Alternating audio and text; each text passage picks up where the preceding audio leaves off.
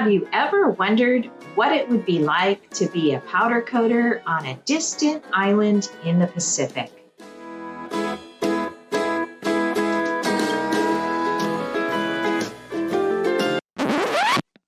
No, silly, not Maui Powder Works. Today, RossKote is traveling to a faraway place to uncover powder coating on other islands from down under to the land of the rising sun. What do they do differently than you? What challenges do they face? What equipment do they use? Who do they order from? We answer these questions and more when the podcast goes international, featuring well-known coaters like Benny from S&S Powder Coating in Queensland, Steve from Powder Coating Okinawa, and Dale, a hobbyist from Victoria just starting out. パウダーコーターゲームの腕を上げる準備をしなさい。Get ready to level up your powder coater game.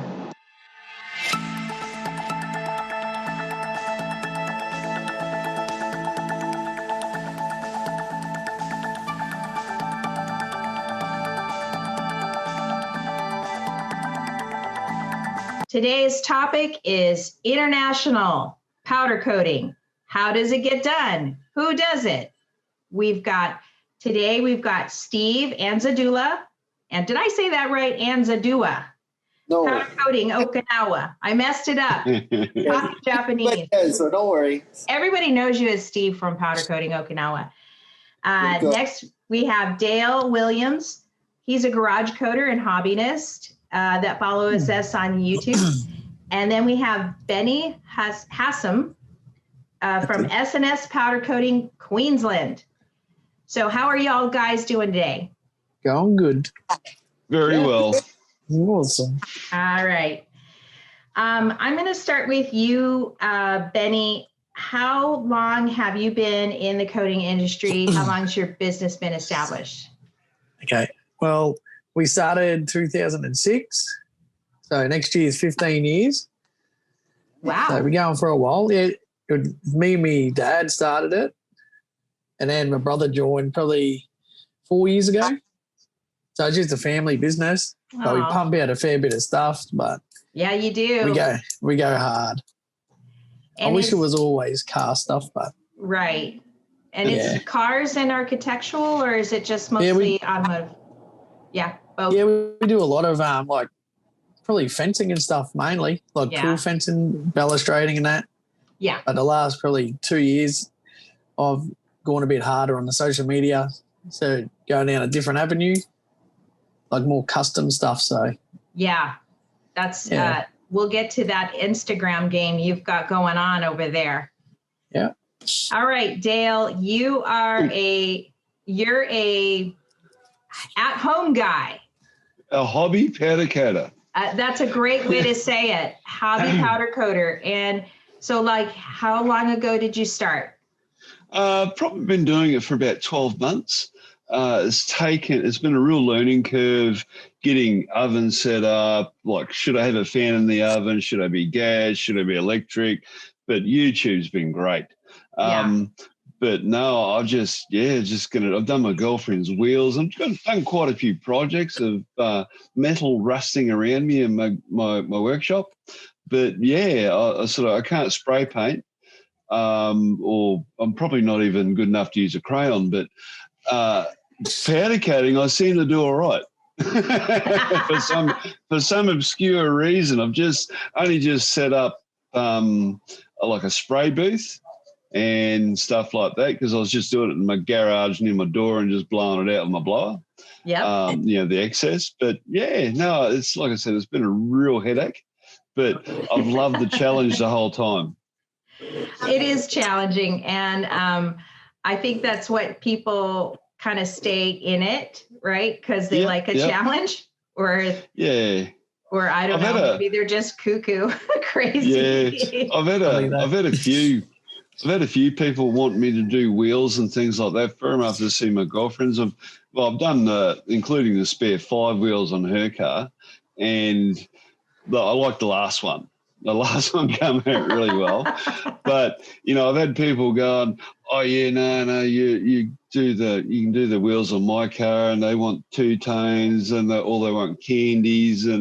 But they don't always want to spend a lot of money. Like, they've been quoted by, like, real powder coaters, like $200 a wheel and stuff like that to do them, and they think I'm going to do them for like $50. For me to effectively do a wheel that's already got like a finish on it, I'd have to spend X amount of dollars on strippers and things like that, and I'm just not in that area to do it. Yeah, the scaling is hard. They all the way around. Always want something for nothing. They do. But we're going to change that. That's what we want to change. So, Steve. Yes, ma'am. You and I talked earlier in the week, and I just want to let you know that we actually talked for an hour and 42 minutes. It didn't seem that way, but that's how long it was. But how did you get started in the business? You've been doing it for a while. I know that. So tell us your story. Well, I got into this business. Well, actually, I didn't want to get into this business. It got into me. I was a contractor working on base, and one day when I was riding my motorcycle home, I got into a motorcycle accident. And, well, you know how the military is out here, right? Well, basically anywhere, right? If you can't really show up for work, then you're done. Mm-hmm. So, yeah. So they just told me, don't come in, I'm like, what? My contract's over? Yeah, your contract's up. You're out. So I was sitting at home thinking, what am I going to do? And then I just went back through my high school days, because I started learning powder coating when I was back in high school. Mm-hmm. And like, I haven't heard anybody doing powder coating out here. So I made my own little, space, and actually I bought an Eastwood gun. Mm-hmm. Yeah. Well done. So, yeah. They're not bad guns. It's just like, it just has a limit, Right. And then, made my own little shop and everything by myself, arms, my arm was like in a sling and, trying to, move around. And once I got that done, I was just basically doing what the other guy was doing, just made like a little spray booth and just blowing everything outside and just doing my own stuff. And then one of the other contractors just dropped by and say, what, you're powder coating? I'm like, yeah, kind of, sort of. Yeah. So he dropped some stuff off, and it just went word of mouth from then on. And how long ago was that? That was about 10 years ago. Oh, okay. Yeah. Nice. That's you got some experience under you there.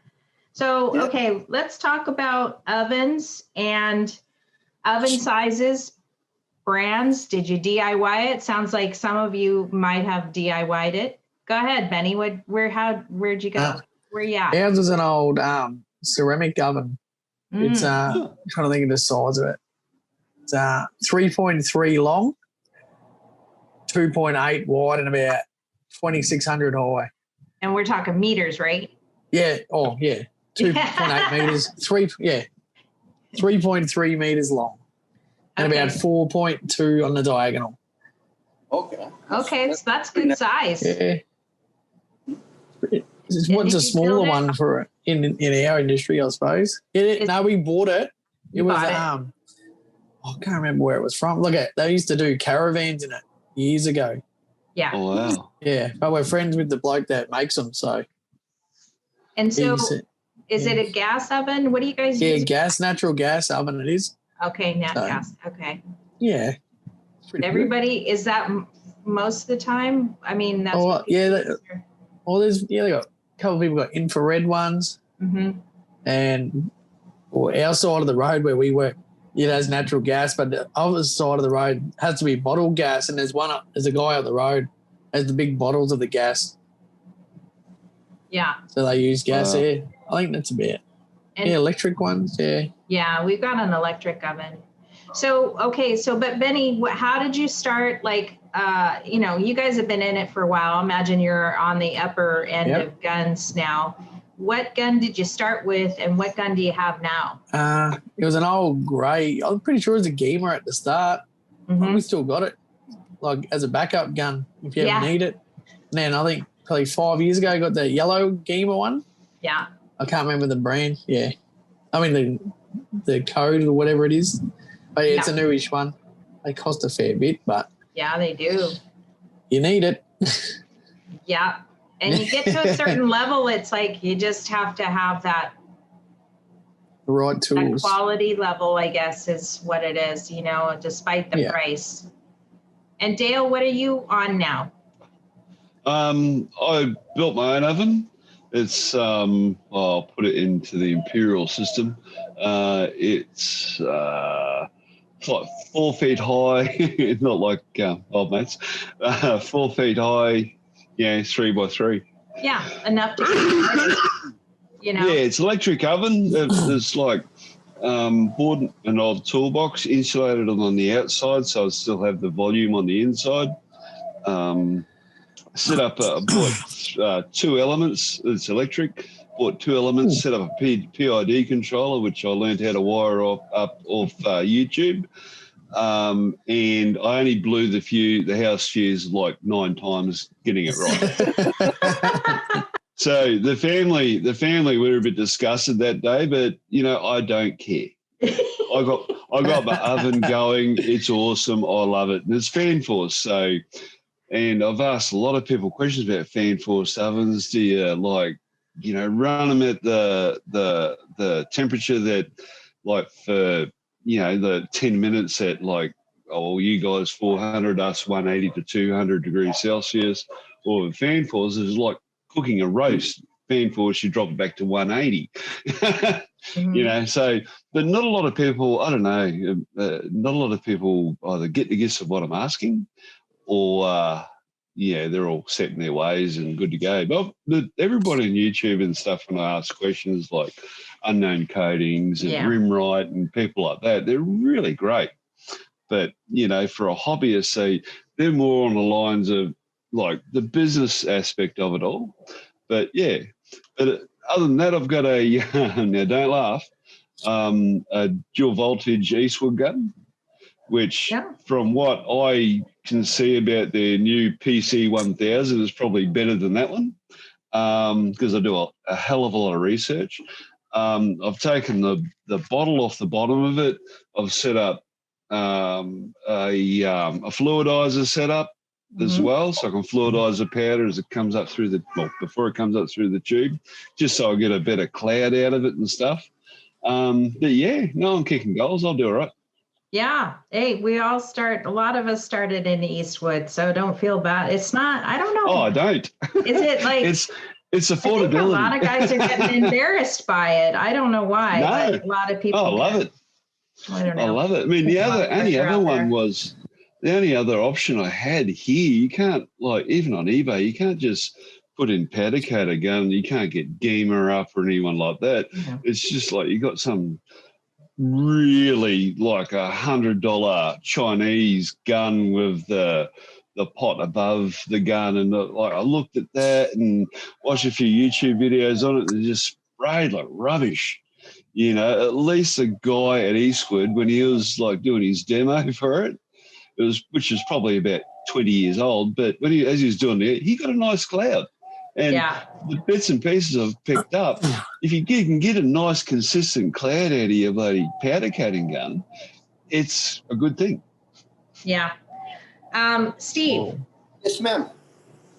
You actually got mentioned in a previous podcast with Ashton from Palmer's Powders, because we brought your Facebook up, and we were troubleshooting brassy gold from Prismatic Powders, was just to give you the backstory on it. But anyways, I brought up he wanted to know what gun you were using, and you're shooting a Nordson. Yes, ma'am. How the hell did you get that? Those things are super expensive. Military. I kid you not. It is outrageously expensive. Yeah. Nordstrom, well, here in Tokyo, they have Nordstrom Japan. And parts and everything for this gun is totally outrageous expensive. So what do you do? Pray and hope it doesn't break down. Yeah. But that's a nice gun. I mean, it is a nice gun. It's Ashton beautiful. was very jealous when he saw your gun.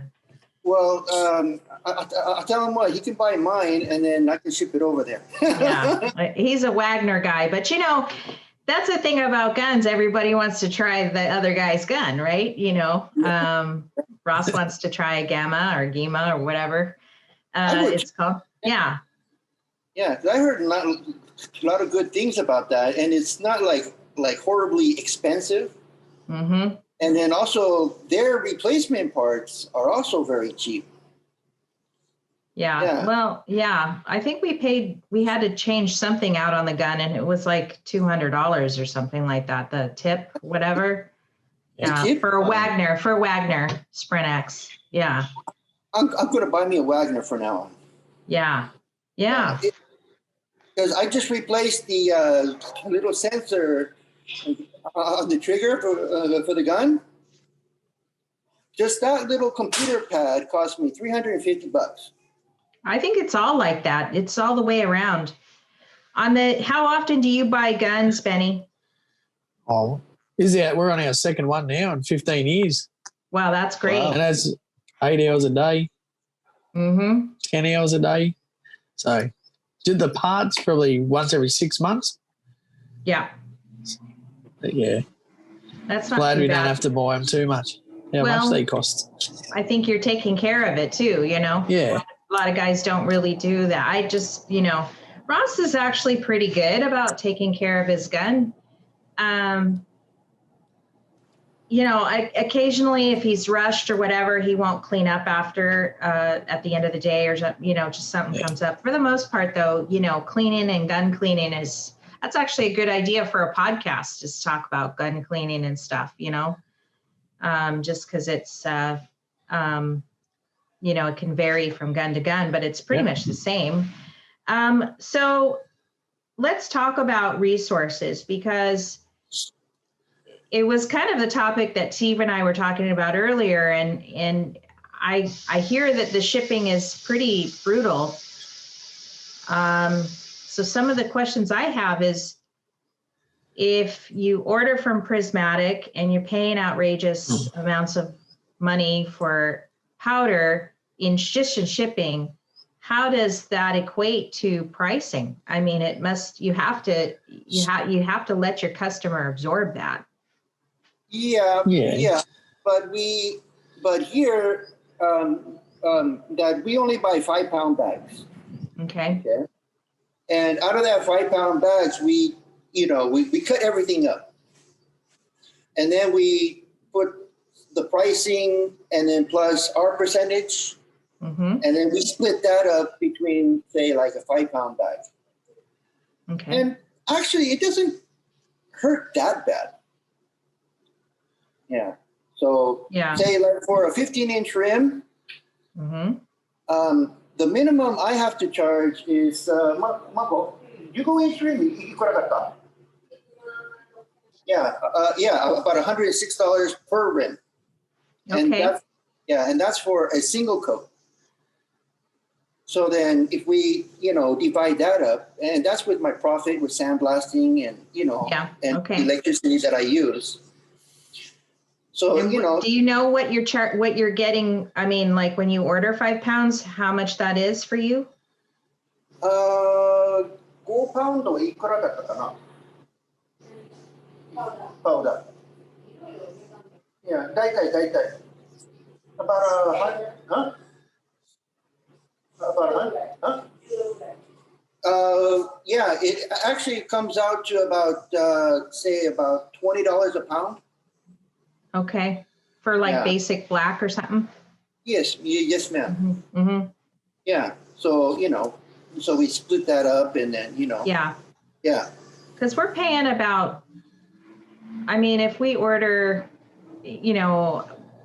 sometimes we just order a pound or two if it's just a small project for a prismatic, you know what I mean? I think we're paying around anywhere from $20 to $40, depending, I mean, if it's just a couple pounds, we're just paying, we got to pay the minimum, which is like around $23, $24 for UPS. And it gets here in a couple days. Right. If we're going up to 5 pounds or more, it's, it's about $30 to $60, $70 for us for shipping. How about you, Benny? You seeing the same kind of pricing? Yeah, we're probably the cheapest ever we've had is about $40. But we try to buy about 4 different colours at once. So we get more colours for us, or we just delay the job a week. Right. There we go. We don't have to put the shipping onto the customer then. We'll just cop it and just buy a few different colours. Right. Yeah. Yeah.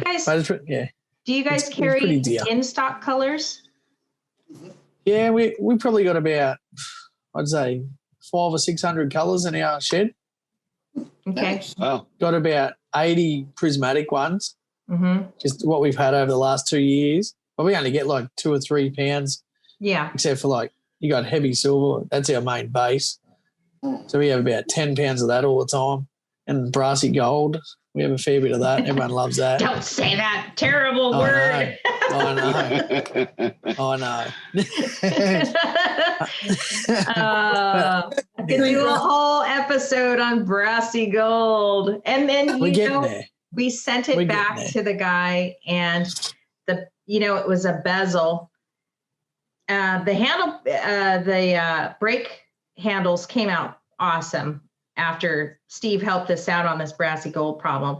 And then, he had these like bezels that go over the covers that go over like the odometer and stuff on his bike.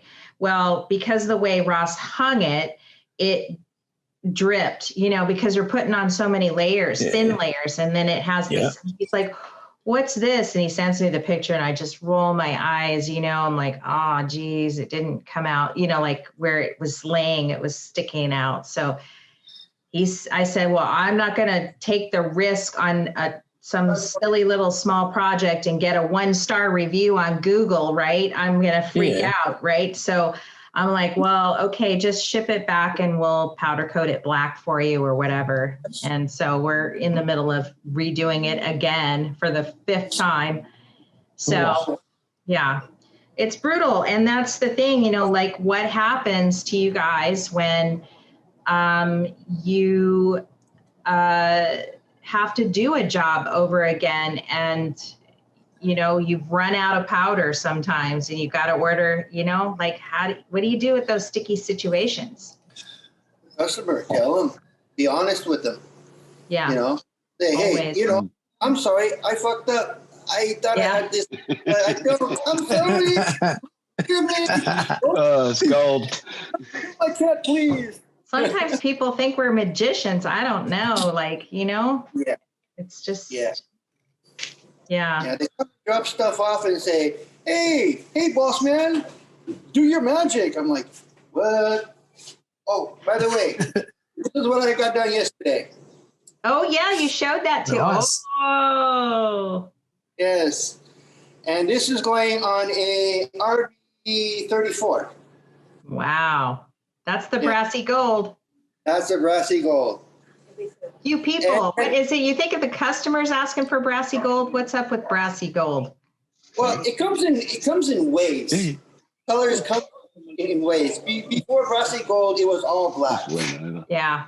And then now it's all brassy gold, and I think the next colors are going to be like purples or something like that. That's cool. Yeah, you always get the customers that like those exciting customers. You too, Benny. I think part of it is just what they're asking for, right? Yeah, it is. So I think it's like the word's getting around a bit now. Yeah. Like all the people in the Facebook groups and the car groups they have here. Yeah. And they just want to match their colour. You never really had that opportunity to do it before.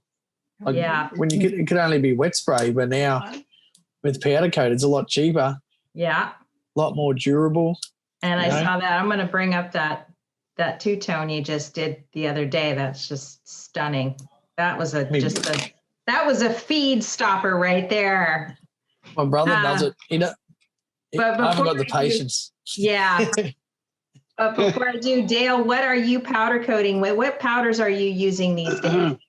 Well, in Australia, for the hobbyist, it's really hard because some of the people like Dulux and I think it's Axo Noble, they only want to sell a box of powder. So basically, I order through Prismatic, which shipping cost me, if I order 5 pounds, it cost me like $30.09 to get here. And in the middle of COVID, that got here within 5 days. But then I found a supplier, the other guys might laugh, but on eBay, and he's like per kilo, his price is around $25. And a kilo on his delivery is like $10 postage. But, and that took like 2 weeks to get here, full Corona. Whereas it comes from Prismatic. I ordered it Monday morning and I got it Friday afternoon through DHL. So it was really good. Yeah. But, are you shooting like blacks, like a single stage, or are you getting into 2-stage now? Oh, well, I've got, I always put the clear on it, and I've got the primers for your zinc primer for like your steel wheels or whatever else I got in the workshop I'm shooting at. But yeah, I've sort of like got quite a few colours up, but I'm not like the other two guys where they need stock and stuff like that. I can actually kick back, relax and wait and have a drink. That's a smart way. Hey, you guys are jealous, yeah? I am. Yeah, you would be, mate. You would be. All right. Well, let's talk more about other kinds of resources, because I think Steve was talking about we were talking about, like, was it Tiger Drylac, and how they just don't have powder, even though they have a distributor near you. They don't carry or supply powder. They just have the paint. Mm-hmm. Yeah, because that's what I guess that's what the contract that they normally first signed up for. Mm-hmm. And then powder, because here in Japan, powder is still new. Powder coating is still new. Because you got to think, right? Japan is ahead in computers and all that, right? But Japan is still like 30 to 60 years behind everybody else on everything else. Interesting. And everybody tries to make it a business. So, easy in and easy out. Right. So, yeah. So, and I want to get that black from Tiger. Yeah. I've seen a lot of videos. I'm like, oh God. Never fails. It just is always good, always consistent, always predictable. I mean, that's kind of what you need in powder coating, right? So, but Benny, what are you like? Do you order Tiger, or how do you? No, I don't think you can get it in Australia. Oh, really? Because I've had a look. We wanted to have a look at the chrome one they have. And then I've looked on the site and it doesn't order to Australia. Australia and New Zealand. You better talk to racist. Because she's got Australia and Canada, and they make it in Canada. Oh, wow! I don't know. I think it might have lead in it, so they don't let it in Australia. No. Huh? Really? That's a good question. It is. I was wondering why they haven't had it here. I'll get you. I'll sneak you some. Good. Sending powder through customs won't be bad. No.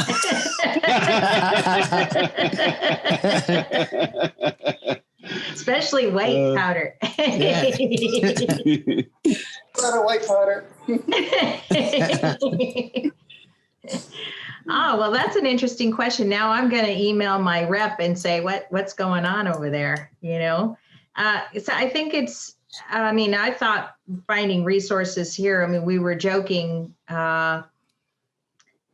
you know, I interviewed IFS. I got an episode coming out with IFS powders, and we were joking about how I never get any sales reps over here, you know, like nobody flies out here to say hi to me. I'm nobody, but it's an essential part when you live on the mainland. So it's kind of interesting how they need to work a little harder to reach out to coders elsewhere, you know, but I think that's going to change for sure in the future.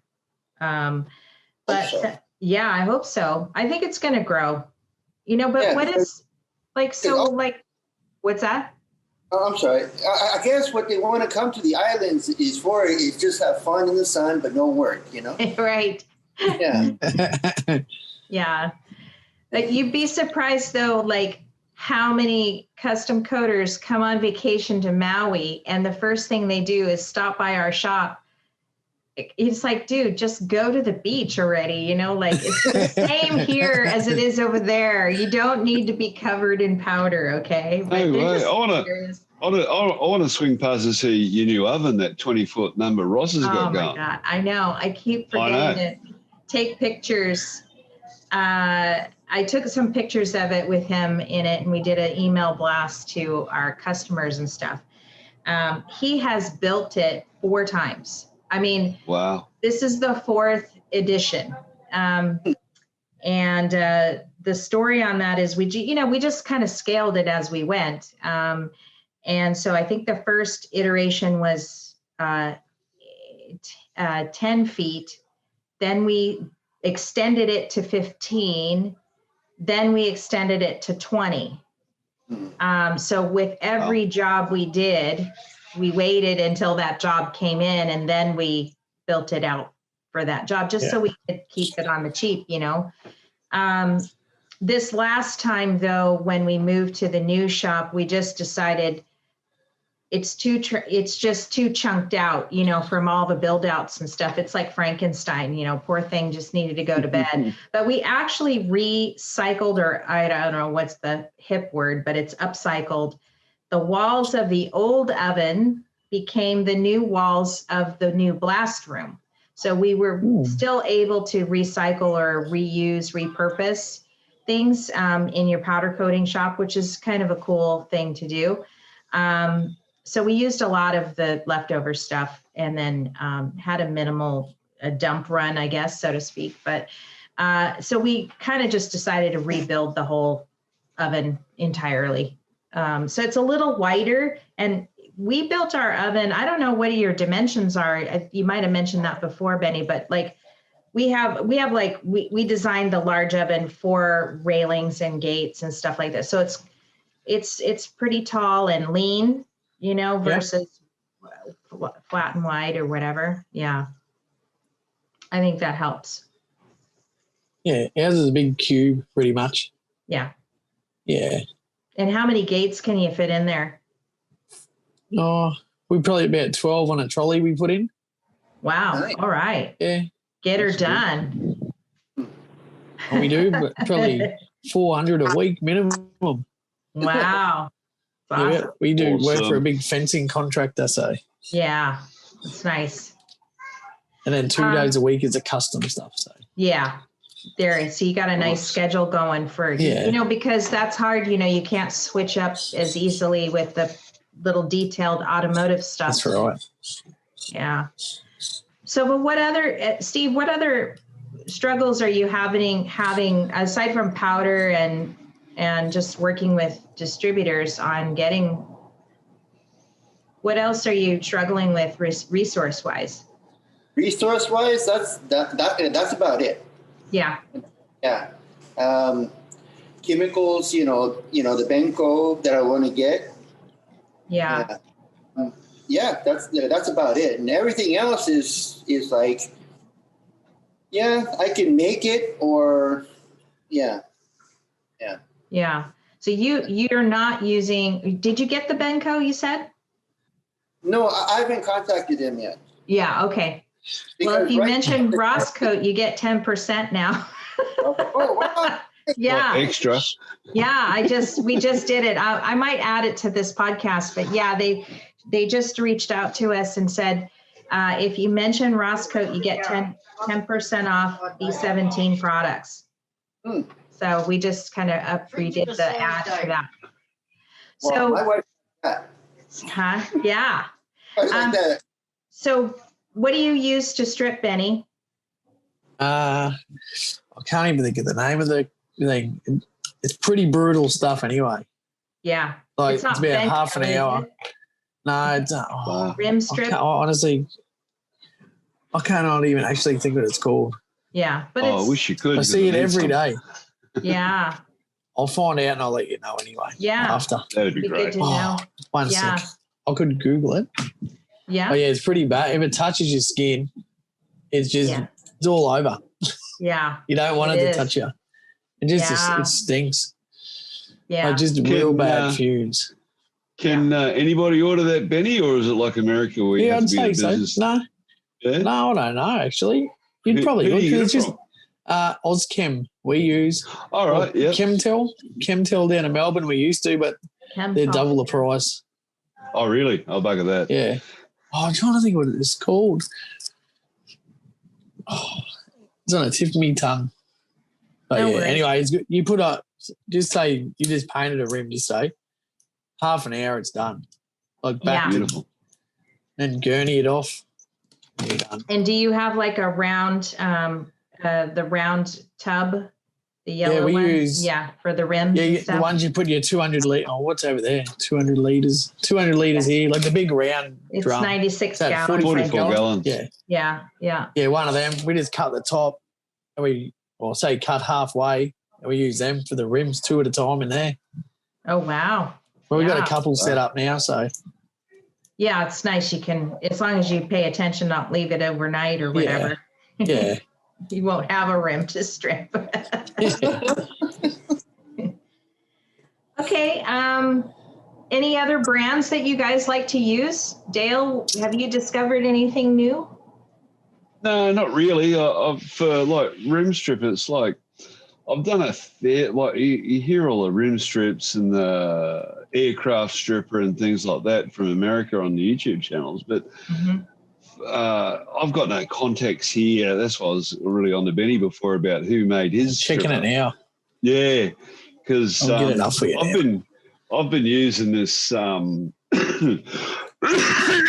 excuse me, this Sally's product that's like you buy it from Bunnings and it's like it's like $67 for 4 litres, and I want something that I can put it like make a big bath up so I can just dump a rim in, or a truck rim, which I'm a truck driver, so I want to do all my trailer wheels and just dump the whole trailer wheel in there, because I've set up my oven so I could do that, just to get my own trailer looking like really sharp at work. But it's sort of like, that's a bit of a challenge for me. But I've come up with a few designs about, like, from a hobbyist, you don't want to spend a lot of money. It's not like if I had something to sell sort of thing like you all.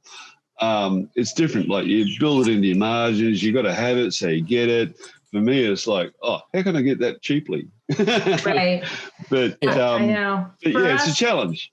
What we started, we figured, like, we could just start ordering the 5-gallon of the Benko 17 and just sell it to like local powder coaters or other people that do refinishing and stuff like that. Because over here, like, we have Home Depot and they're starting to not sell that product anymore because it's like, I guess somebody burned their eye or whatever and sued or something like that. So they're just There's always someone that bugs it up. It's always somebody, right? Yeah, I know. It is. It's true.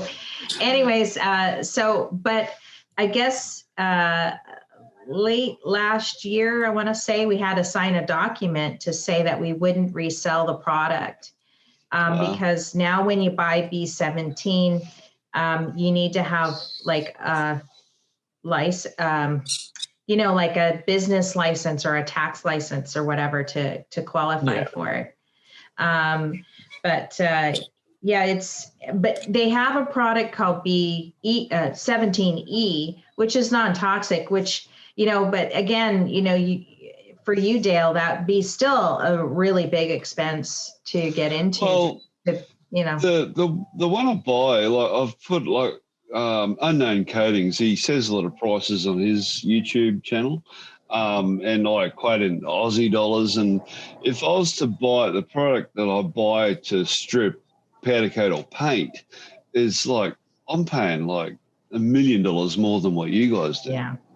So, but again, a hobbyist, I hate to say it, they prey on us because, they can make extra bucks there because we haven't got the high volume of sales, I suppose. Mm-hmm. And like, it's just like powders and stuff like that.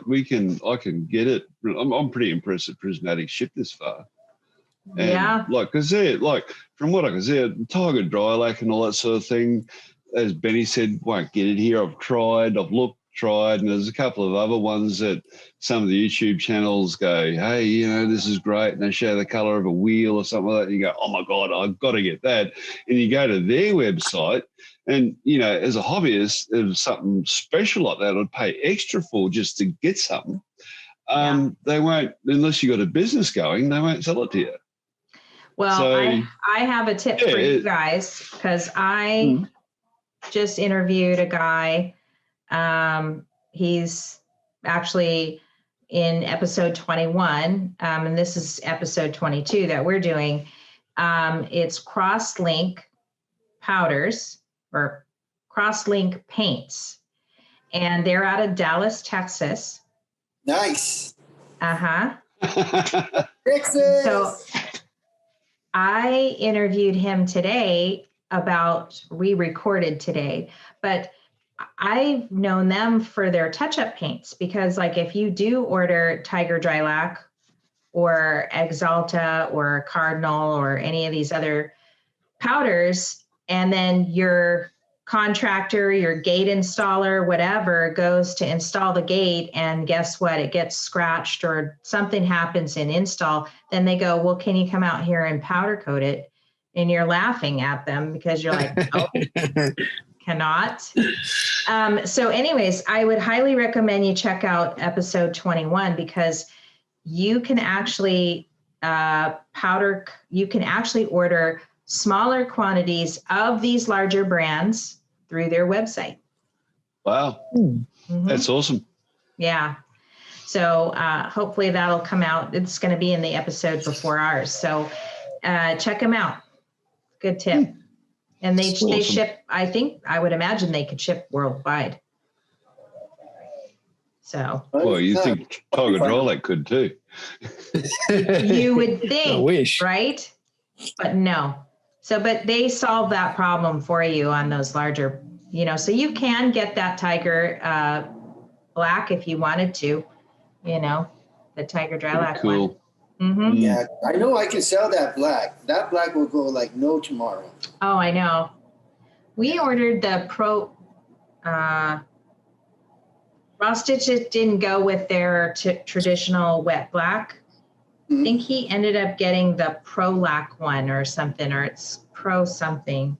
It's not you'll have to look in the catalog. It's not the gloss black or the wet black that everybody talks about. He went for a different black that he liked better. So that's our in-stock wet black or in-stock gloss black. It's sitting up on the wall there. I just can't reach for it. Okay. Next time, just take a picture and then PMS us. Yeah, I will. Yeah. Okay, so let's go on to social media. I want to share my screen here. We're going to start with SS. Let me get to the page first. Hold on. Cancel that. Because I just have to see this. I think it's a valve cover you guys did. It's just insane to me. Oh, the black? Can you guys see my screen? Yep. Ooh, baby. I like that purple. I like that blue. Like a purple. Yeah, really nice. Lollipop purple. is insane. I love that. Oh, it's beautiful. That one, the Nissan cover, that's awesome. That is absolutely Go to the stunning. next photo across. You see the before photo of it. Okay. It was just Oh, nasty. Oh, there's a little bit of improvement there, Benny. just a little. That looks like Wow. Yeah. That's awesome. Unbelievable. Oh, that's the after one, the red. Nah. Hey, that's the way mine turn out. Look at that, laying on the gold. Oh, Yeah. What kind of gold is that? Is that brassy I can't gold? say the word. Yeah. In brassy Over polished. gold. Over polished. Oh, geez. You guys, I'm never going to order brassy gold again. We just throw it in the I wish towel. we You never. guys just outdo us. no, you gotta love it before you can hate it. Is this That wheel another there. one of those? Yeah. Yeah, that's brassy Oh, that's gold. awesome. Ah, I like that. Yeah, that's great. gorgeous. With that heavy silver metallic base. Yeah, so what's up with this Awesome. heavy silver? You guys are using that We just sort of, instead, huh? yeah. Yeah. Yes, We Where run do you get it. that from? That's prismatic, heavy silver. Oh, really? Okay. It's like a real high metallic.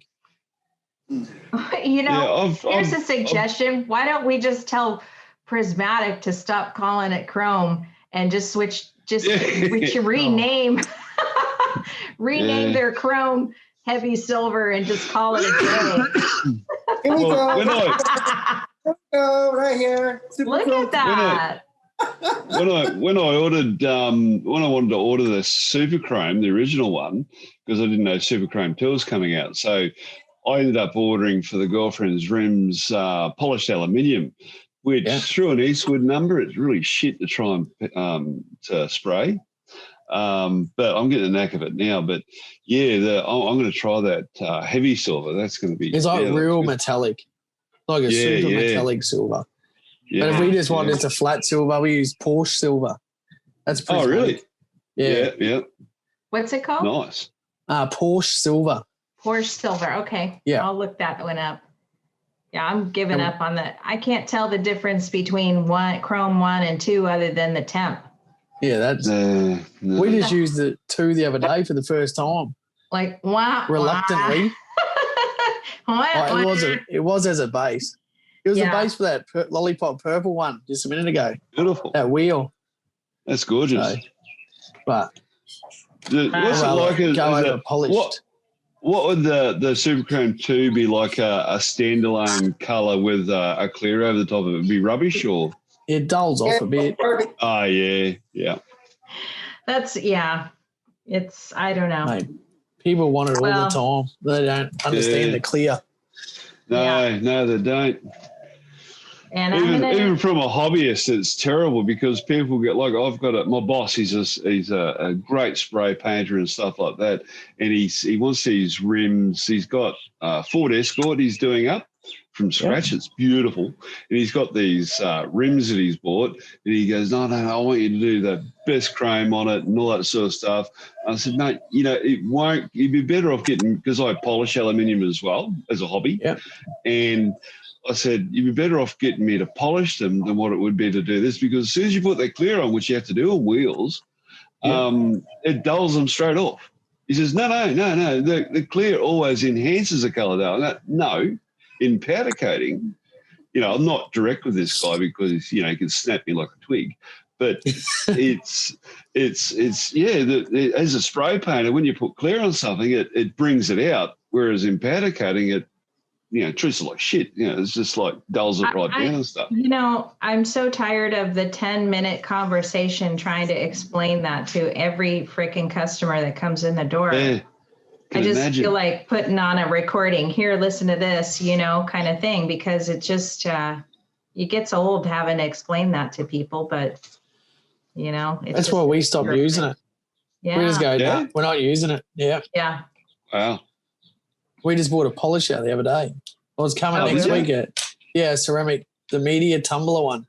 Oh, that takes forever though. 30,000. Yeah. What? Wow. 30,000 Okay. it cost. So Wow. you put How long 4 does rims it at take? once. How long Wow. does 2 it take hours. that? Oh, wow, hours. that's awesome. Who's that Nice. through? It was from Melbourne, BV Oh, Group right. or something. Yeah, no idea. Brand new or used? Yeah, brand new. They just built it down there. They shipped it today, I'm pretty sure. Oh, yesterday, the 18th. Wow. We've been Nice. waiting 10 weeks. Oh, That's wow. awesome. So now you're pivoting and you're doing a new service. That's awesome. Yeah. Then we can do like the transparents over the top of that, you know. Yeah. Yeah, I suppose because if you polish a rim, you can't outgas it and stuff like that to put a clear over it, could you? Yeah, that's right. But he with the polishing, so- it goes, yeah. I'm trying to think of the guy in America we seen who did it. Shaw Polishing. He's on YouTube, Right. this fella. Yeah. He has a good video of it. It's like, it's Wow. magic. I'll look it Wow. up. It's like a mirror finish. Yeah. No hand I'll watch. marks. You What's what? that? On my CB, I took the front forks off and I polished it out to a mirror finish. Yeah. And I put a brassy gold on top of that. Yeah, that's Yeah. look How awesome. did it go? You guys are Was it just good? Yeah, it came out good. Let me see. It'd be better than a chrome by a mile. Oh, it would be, yeah. Let me see if I can show it to you guys. It's kind of dirty right now. See it? Oh. yeah. Yeah. All right, yep. Yeah, it's kind of dirty right now because I'm still. really- Yeah. If Yeah. you got it to a mirror finish and put that over the top of it, that'll just pop. It does. Yeah. It does Yeah, because it's depth and it's really beautiful. Yeah, A lot of yeah. high staff saw it and they like, "How did you do that?" I'm like, "Magic." Top secret. All right, let's head over to Facebook and we're going to take a look at Steve's channel. Really? Yeah, I like your. Yeah, so did I stalked you on Facebook. Let's see, where are Okay, you? you guys do that, and I'll go get me a drink right now.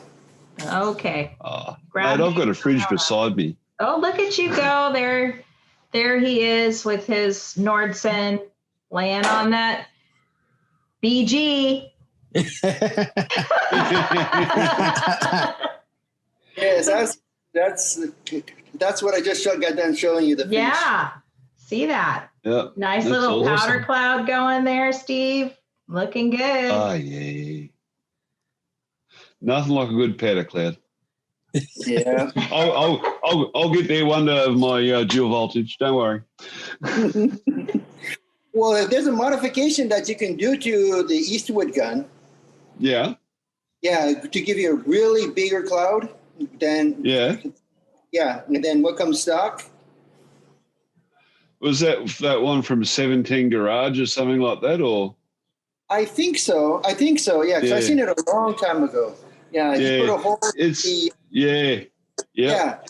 Yeah. I was looking at his gun on that ad. Eastwood must have revised it because the end doesn't come off mine like it did his. Sure. I know. I feel really ripped off because I was going to do all that, and yeah, I just couldn't do it. So I'm thinking I might just take some sort of like rasp bit in my grinder and just take the end out myself. So, I hadn't heard you know, about that. Yeah. He did that guy. He's not active anymore, I don't think, but he's done some really good work. Really good. I disagree, but Oh, do you? Oh, well, from a my hobbyist I guess standpoint, so. he's done like that. Well, that's what sold me on the Eastwood gun. I was looking at the complete Chinese crappy one I can get down, like in Australia for like $100. My Eastwood gun, I got a gloss black with it and a few plugs and another empty bottle or something, and it cost me like $400. Mm-hmm. So but I hear Americans say all the time, I got this one for $350 Thank you. and they're like that, and you think, oh my God, that's awesome. Wish I could get that here, but you can't. Yeah, it's been a little dramatic. So I stay out of it now, and I'm happier. I'm happier without. What do you mean dramatic? Oh, just there's a rivalry going on between these YouTuber guys, and I'm just. Oh, really? Okay. Yeah. I don't know. I know what you don't want to know. You don't want to know. It's just gets too much sometimes. No, you're getting that mixed up with that. Like, yeah, I know the guy you're talking about. I'll just have a look on my computer because it's a complete. Like I know, like he looks like a drug addict. I just don't get him at all, which is rather harsh. But he looks like, what do Americans call it? A tweaker. It's 610 Garage, the guy I'm talking about, not the other guy. Yeah. Because I started watching him, and he just upset me that much. And it just kept coming back on my feed. And I thought, oh my God, do I have to get off YouTube altogether? I just couldn't stand it. Yeah. You know, I mean, how he's still breathing is all beyond in the me. name of subscribers. I don't know. I'm not getting it, but they just got to keep it real, like a lot of them do, and it's all good. Yeah, you know, I don't know what let's move on to the next subject. Okay. But like, I think what I like about you guys' social feeds is that you figured out your game, I guess. You know, it's always, obviously you're staying within the automotive lines. It's hard to make a gate post go like fabulous, so with thousands of likes, but you know, it's very hard to achieve. I know Steve has his wife. You guys work as a team to get your social media game going, but I love the before and after that you are just so you've kind of mastered the before and afters. I wish Ross could take a note because he's usually in the shop and I'm like, it's usually me yelling at him like, did you get the picture? Did you get the picture? You know, because, you know, I'm answering the phone or doing QuickBooks or podcasting or so whatever. What you're saying, Ross has got it easy. He does. And I don't know, he has a better camera on his phone than I have an iPhone, but he has the Android. The guy cannot take a straight picture to save his life. It's either crooked, out of focus, or off, you know, it's off center, or it's dark. I don't know how he's got like such a nice camera on that phone and he can screw it up every time. So cheers to you guys for just really paying attention to the angle, to get that great shot. I know I've talked to Roro, this was back when we first started, and he literally has to take 30 to 40 shots just to get that one nice shot. Of course, that's kind of part of his thing, but the wow factor. It's just the time of day or whatever. Yeah. Well, it's all about camera angle, really, isn't it? Yeah, I guess so. But it's lighting too. And just, you know, you guys do a really good job of that whole, or either it's that or it's just the shop color, you know, the lighting in the shop is really good or whatever. So it's good to stay consistent, you know, especially with Instagram. It's just that picture that is what grabs you, right? And then people either read the story or not. It's up to them, or whatever the thing is, and your hashtags do the rest of the job. So I think it's really great. You guys are just stunning. So I'm so happy that you guys came on the show today to talk to me and meet new friends across the pond, you know? Yeah. Oh, by the way, a couple months ago, I got a phone call from a guy from Australia. Oh. Really? I might know him. I forgot his name, though, but he asked me, how did I do, what was that? It was a special color that I created, and I put it on Prismatic Powder's website. And he called me and he asked me, how did I do that color? So was he a powder coater or a customer? I hope he was a powder coater. Yeah, customer from Australia. Wow, that'd be nice. Well, I mean, we get a lot of calls from customers through Prismatic, you know. Oh, wow. That's what they want it for, right? They want to encourage customers to contact you through their website. Hope, which good for them, because these other powder suppliers, they don't think like they do, Yeah, they really one step ahead of everybody. They truly are. Yeah. Anyways, if they could just fix that chrome too, it'd be and be all stitched up. RossKote series, if they can fix that too, that'll be. Yeah. Stop selling BG. At least to me and Ross, no BG. But what else do we want to talk about? I think that, let's get into the whole COVID thing. I mean, how has it been in Australia? I see horror stories, but maybe I'm listening to the wrong show. They just Facebook maybe too much or something about the shutdowns over there. Do you want to go first, Benny? Yeah, you're right. In Brisbane, mate, honestly, it's really been the biggest year we've ever had. Wow. That's awesome. Biggest, because no one can go anywhere. So you spend money on your toys. Everyone doing their cars up, jet skis, everything. Nice. Houses, like redoing the house up and stuff. Because you haven't had time to do it for years. So you went, I may as well do it now. Yeah. It's been a massive year. We just bought a new booth and a polisher, like in the last couple of weeks. So that's awesome. Kicking it. That is awesome news. We stayed open the whole time. Yeah. So, do you have like online appointments? Yeah. I think we all are. Yeah, we started holidays yesterday. Oh, wow. So, yeah. Lots of powder coaters do. I'm in holidays doing work talk now. Really? Well, do you have to have like an online appointment system, or do people still come to the shop? Yeah, they people just wear just a come mask? in. Yeah. Nah, nothing.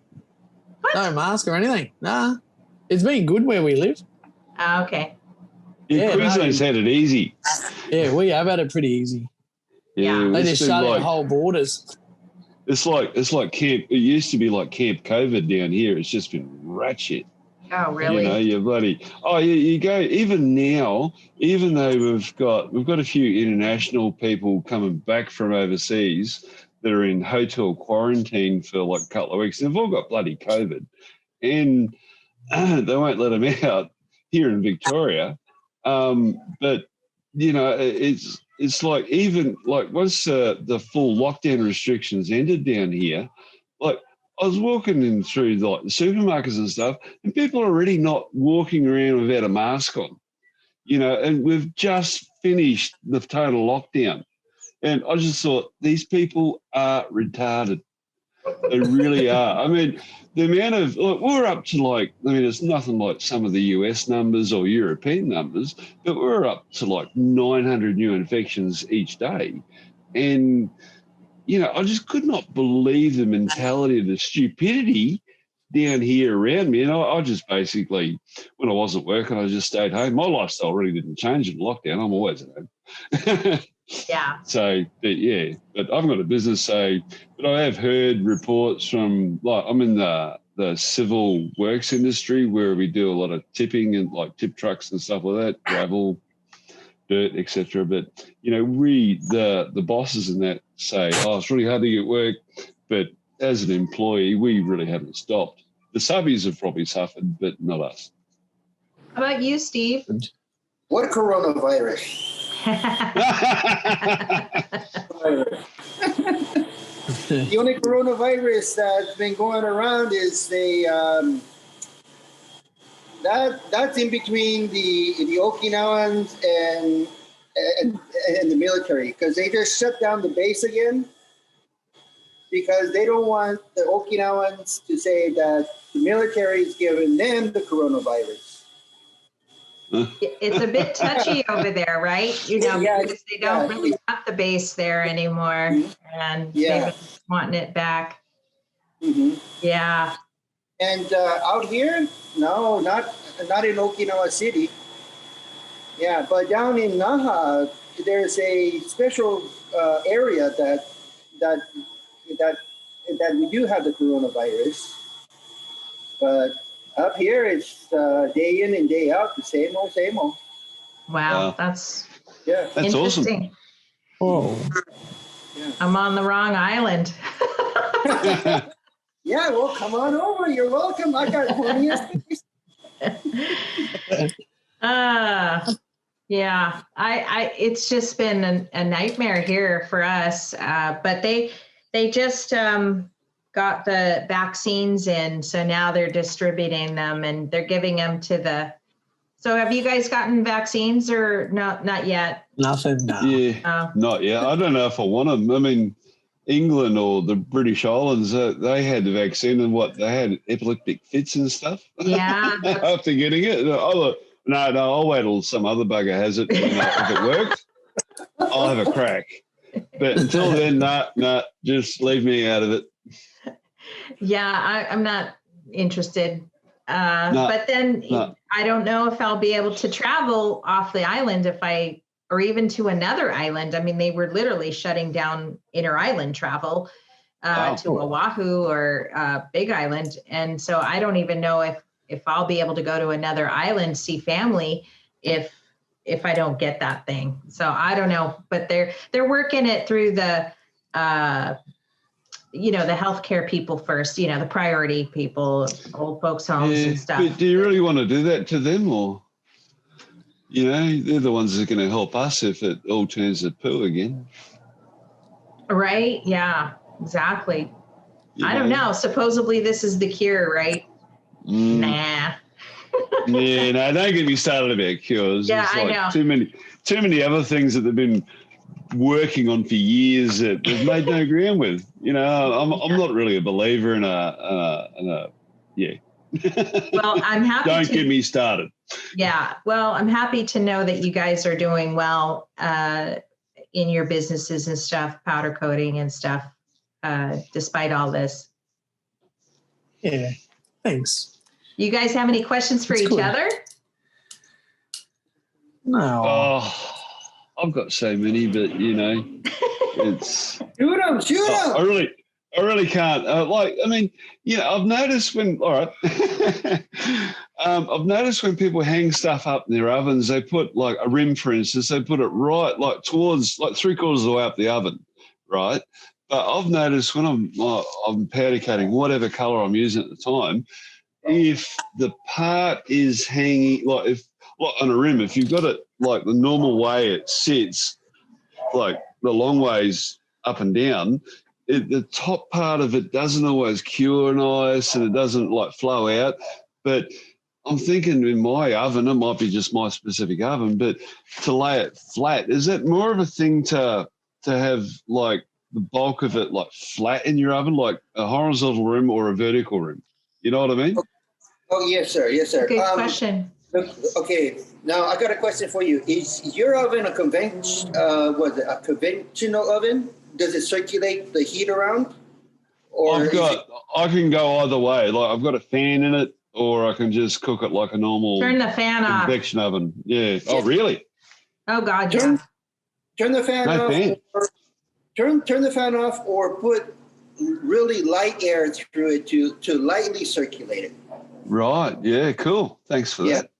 Yeah. That's awesome. Because I thought. Because I haven't had any issues with my stuff because I just got done doing another skyline part here. Yeah. Yeah, and I'm hanging it almost exact same thing what you're asking. Right. Yeah. Yeah, and the cure is totally even. Beautiful. Yeah. Yeah. Yeah. Oh, that's good. Thanks for that. Hey, you've made my day, by the way. I've been asking that question a few times on different forums. I would, I don't know about you, Benny, but like if I were you, I would turn the fan off because, and obviously this is a tip from Ross, is you have too much blow going through there or too much air circulation. First of all, it can kick up dirt and dust from the shop into your powder coating job, number one. And number two, you might inadvertently create cold spots, whether you want it to or not. That might be your problem. I would have thought that with the fan on, because of the heat, it's like being circulated better, then it'd have to be better. But obviously I'm wrong. Well, because I'd have thought you'd have had more cold spots if you didn't have the fan on, if you know what I mean. Well, not actually, not actually, and it's the placement of where you have your coils, because you're using an electrical oven, right? Yeah.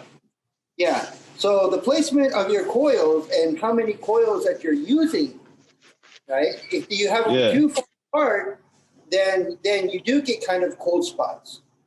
Right. Yep. Yeah. So I'm just running 2, which I did. Like my oven's got that many holes in it because I've put them here, there, and everywhere trying to pick out the best spots. But I've got them like sitting horizontal on the floor about a couple of inches apart from each other, just so the heat goes up. Whereas before, plus when it's like they're going like hanging down against the walls of the oven, it's it's just too much heat on the part in one area. Mm-hmm. You know, so I've decided, just left it like both elements are at the bottom, one coming from one side, one from the other, and just the heat just goes straight up. And I've vented the top of the oven and stuff like that. So it seems to be working better, but yeah, it's but no, I'll take the fan out now. And the size of your vent also, is not very good either. Right.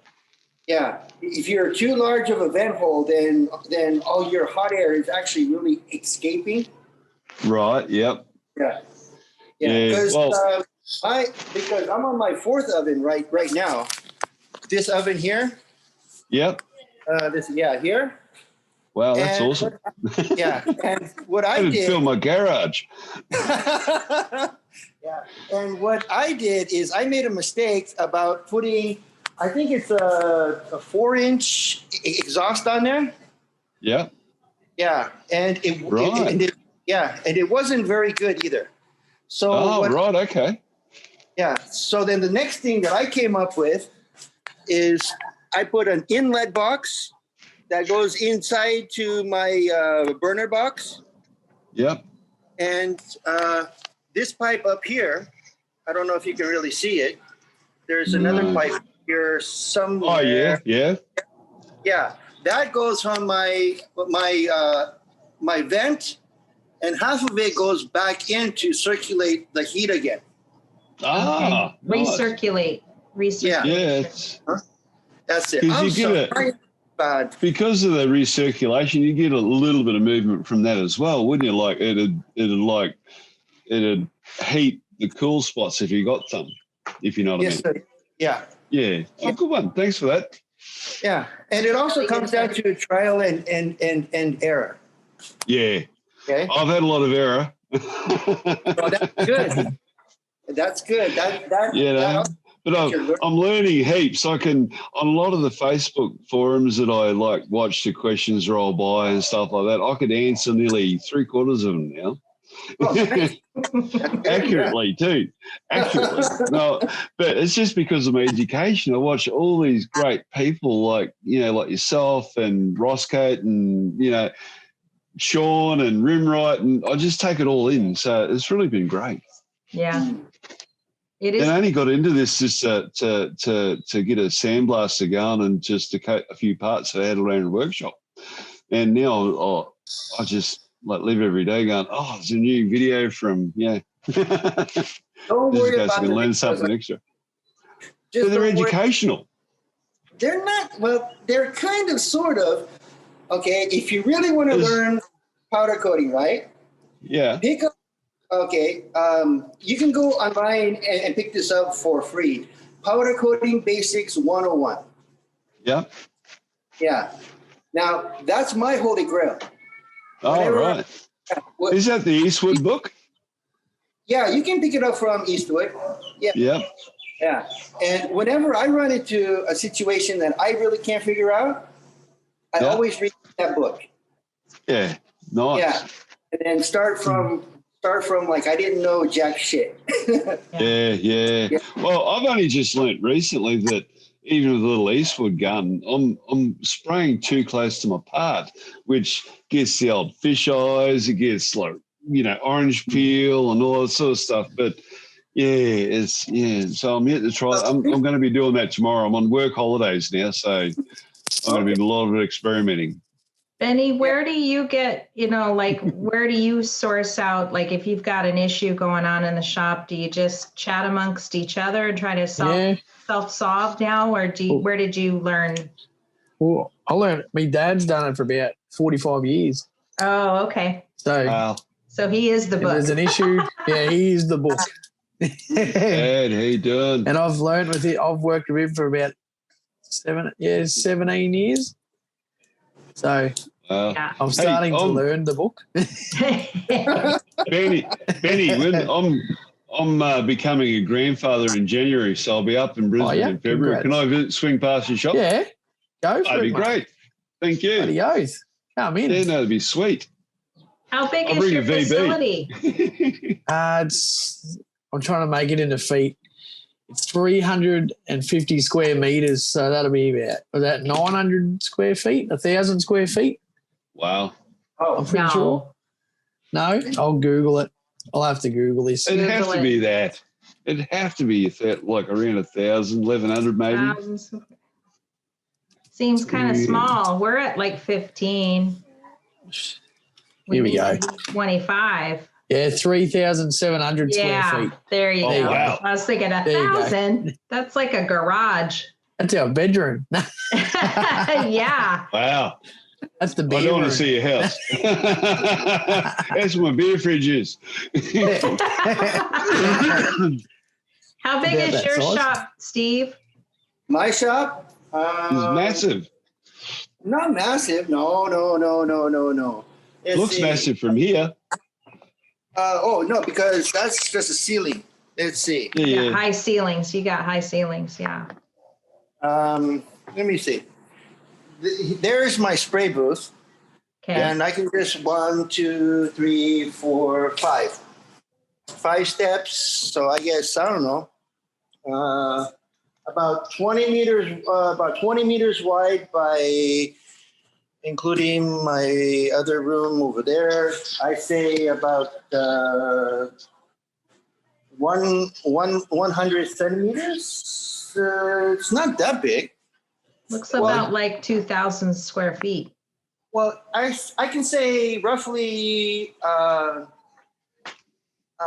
6 or 7 car garage.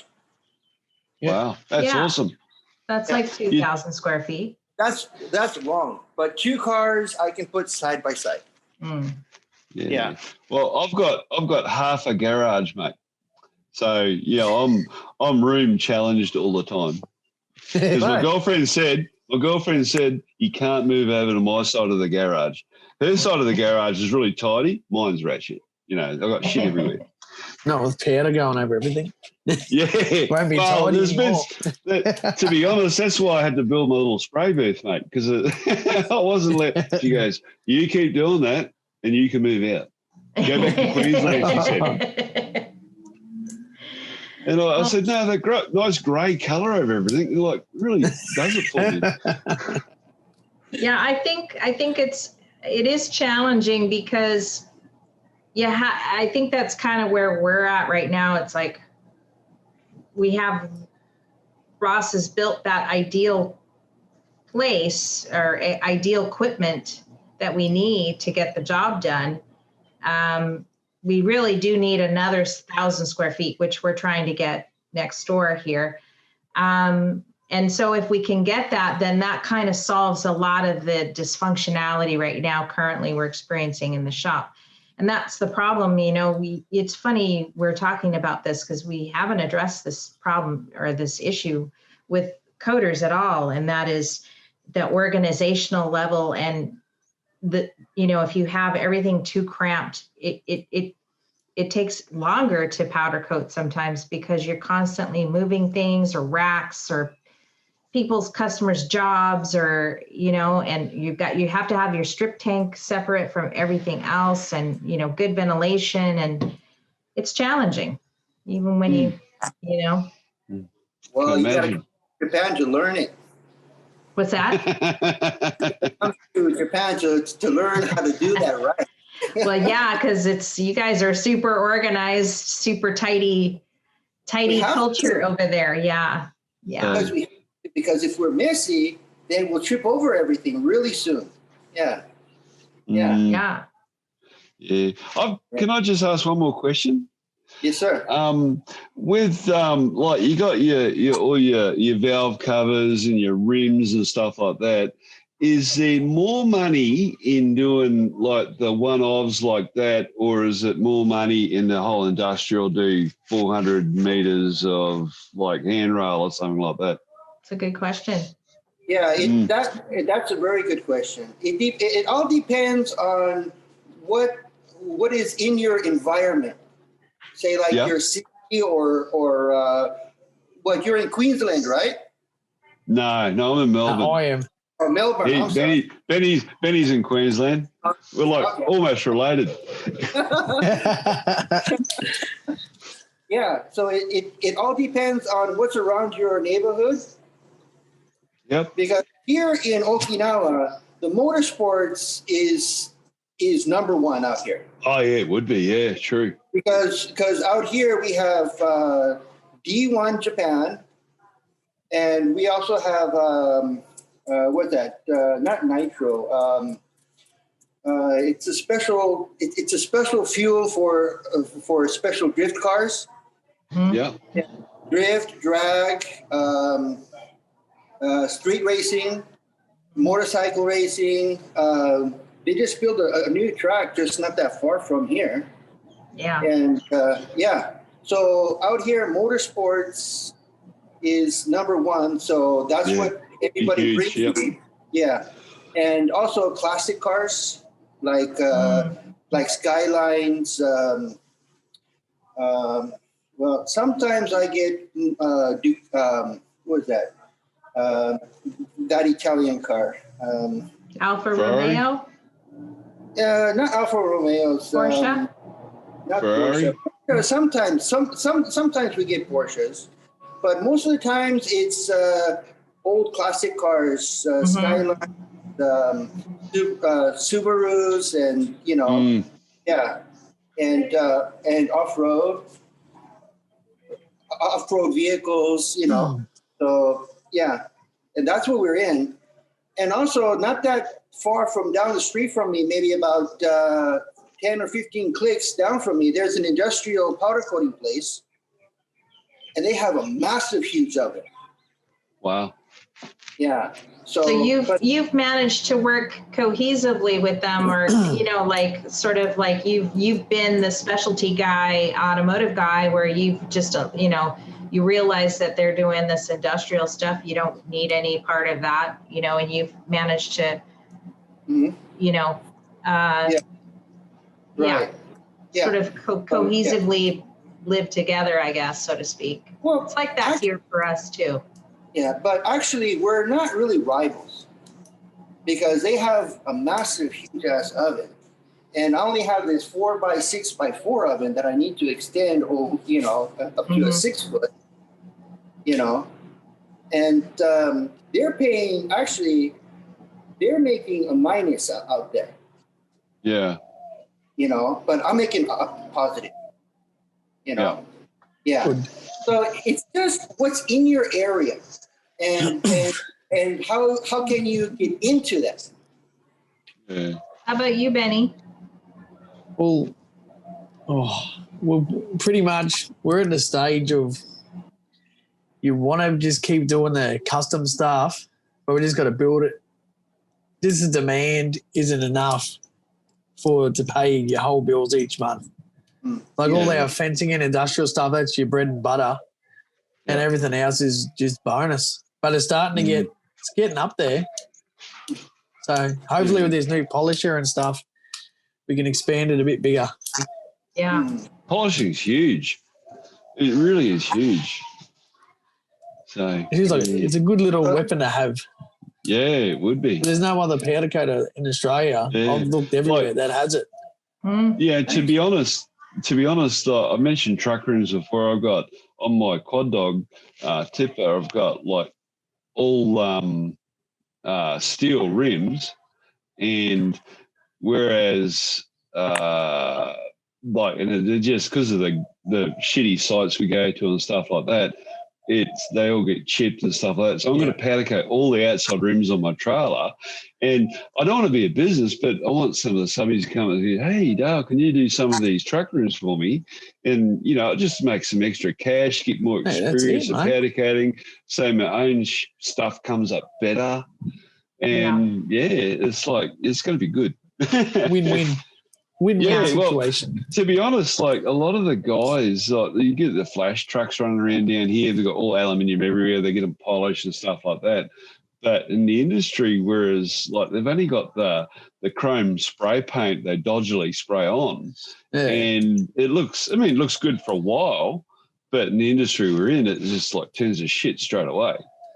Whereas like powder coating, if you can get it, like that's why I'm so interested in the chrome, because it's something that I can imagine would sell, because all the people down here, they're like nice shiny chrome rims and stuff like that. Yeah. And so I think it'd be a winner. Yeah. Well, just, stick with that until you get it mastered, and then you can start branching out into other. Yeah. But from what I've seen, heard, the super chromes and the other chromes that I've got, like even in my little workshop, they're not really good. It's probably, I'd put it 85%. When you got the clear on it, is 85% of a chrome finish. Yeah. That's how I explain to customers. About 80 to 85%. It dulls it that much. Like a bright silver. Yeah. That's what I described it as too. Yeah. Yeah. But yeah. Sorry about hijacking the show. Not at all. Are you kidding? This has been so exciting. I've been looking forward to this one for a long time. And I'm so happy to know you guys. And I wish you all the best. I feel like I have some new good friends, international friends. And, awesome. If you guys need anything, just feel free to reach out. Yeah, definitely. Tell Ross we need a tour of his new oven. That's got to happen. Yeah, we're going to do that. Actually, that's, we did the hot flocking video and stuff. And then that was awesome, by the way. Totally loved it with BJ and that. That was great. Yeah. Yeah, we've been talking about that one. That had been booked for a month in advance. So, it was, it went really well. And Ross is just sharing what he has, Yeah. After that, I don't think I'm just going to unhook my earth lead and I'll just hot flock everything from now on. Yeah, I mean, he's just trying to save time, that's why he developed this. No, it's great. It's great. Because so many people, they jump on the YouTube things and go, oh, no, you mustn't hot flock. You got to do this, you got to do that. And you go, oh, my God. It's sort of like, it's just refreshing to hear information from someone that obviously knows what they're doing and can make it happen and have great results. Yeah. We're going to actually take that footage and turn it into a full video. Do you guys hot flock? Yeah. Most of our gloss black is hot flock every time. Wow. It's just, once you know the gun after so many years, it's just, just got to know how much to put on. Yeah. Well, that's a learning curve. Second nature, mate. If you have time, watch that video. I think it's episode 18. Let me know what you think. It's really good. Yeah. I totally endorse it. Yeah. I really do. It was so refreshing. What'd you say, Steve? Oh, and I also learned something new from that video. Oh, you did? Yes. This old dog did learn a new trick. What did you? What? What was it? Well, when I was doing the hot flocking, now I know where I made my mistake. Oh. Okay. Yeah. Please tell. I was shooting out too much powder at one time. Yeah. Yeah. That's the trick. Yeah. Yeah. It's just controlling the cloud. Whenever I've done it, which is quite a lot, I always like small. It doesn't because I'm not in the business. I'm not in the process of making money. I just want the best outcome of the equipment that I've got. And it's nothing for me to do like 2 or 3 coats, like just to get the coverage I want about runs and shit like that. So, and my end product's not bad. It's not great. I would never post it on here, But, you know, for me, I get the wow factor in my garage. It's great. Yeah. That, if you run those, I'm laughing. Hey? I'm sorry. You said it takes you 2 or 3 times because you have a run problem? No, I don't have a run problem because I just do light coats. Yeah. Because with the dual voltage, I mean, I see all the gamer videos and people using all sorts of shit. But for me, what works is like 2, maybe 3 hot coats, and I got the coverage. I got no runs. It's almost, I wouldn't say perfect against you guys, but it is not bad for a home guy. Yeah. You're actually doing a very good, starting out as a very good way. Yeah. Oh, I don't know, but it works. Yeah. No, I'd like to get the UK guys on because that's all they do there is hot flock. It's just so they'll keep warm. No, I'm told. So. I was about to say that. Sorry, bloke. But no, hot flocking to me, I watched a few videos, like the Eastwood video about the dual voltage gun. That's what they said to do. And like I've been doing it like from the get-go. I've tried with the old earth lead cold, but you know, I've got like whatever cage thing going on, and Faraday cage, and you know, I mean, oh my god, for a hobby guy, I might as well just use a spray paint, like a rattle can. You know, just go, yeah, I'm happy with that. Let's go, giddy up. But yeah, hot flocking, I can get it in like everywhere. That's right. Perhaps they're using that just to get you to buy it. Oh, you can hot flock with this fancy, you know, and they're like, hot flock, that's exactly what I want to do. You know, I don't know. You know, I mean, there's purists out there that recommend one way or another. I mean, I spray cold quite a bit too, but we're talking like toolboxes, like compressor tanks and stuff like that, which, you know, when they're backed into the side part of my garage, they look shiny. They, you know, it's not like I'm selling to anybody. And that's all a hobby guy wants is like, you know, like the girlfriend's rims. It was a real test. It cost me a fortune to do those rims in powder and all sorts of stuff. But I'm only happy with one of the 5 rims that I've done. But, you know, a fortune to a hobbyist is like, you know, a few $100, but yeah. Yeah. Cool. Sorry. Well, I'll shut up now. It's been anything else before we wrap? I think we've really covered it all internationally. Yeah, but Awesome. if you start out as a hobbyist but end up as a business, always keep this in mind. Yeah. Make sure that you're always doing your work as a hobbyist. Why is that, like for the eagle eye and like getting good stuff out there? Yeah, because I started out just like you. You know, I didn't want a business. I just wanted to do my stuff. If I go to the junkyard, I just fix it up and use it for myself. Right. But even now, I don't think of my business as a business. Because I'm enjoying my work as a hobbyist. Oh, that's the way to go. Do you keep the professionalism about it? Like, I don't know how many times I've stripped rims and stuff like my girlfriend's rims, trying to get that the perfect coat or shine on it. But I've achieved it with the last one. So I was happy with that one. How about you, Benny? Any final last words from the pro? Yeah. Lay it on us, Benny. Come on, Queensland. It's good to be holidays. I can say that. Me too, bloke. Me too. Oh, mate, it's been a big year. Have you got a month off? 4 weeks.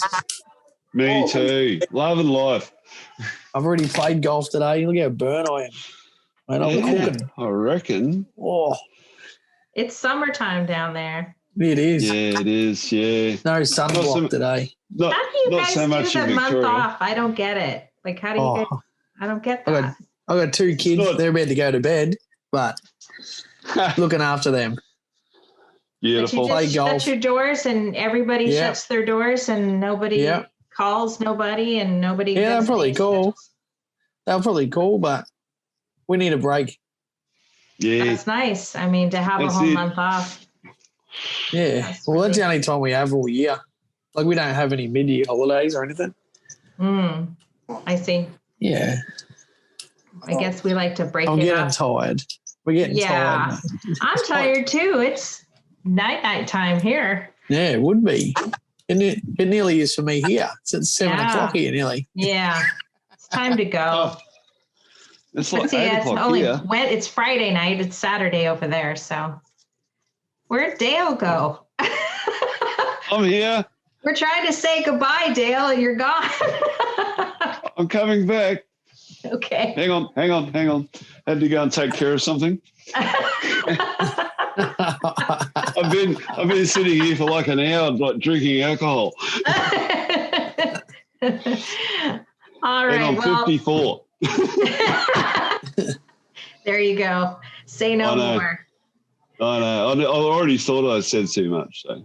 Oh, no, you didn't. Actually, you brought to light a lot of things that haven't been discussed yet on the podcast. So I appreciate you all.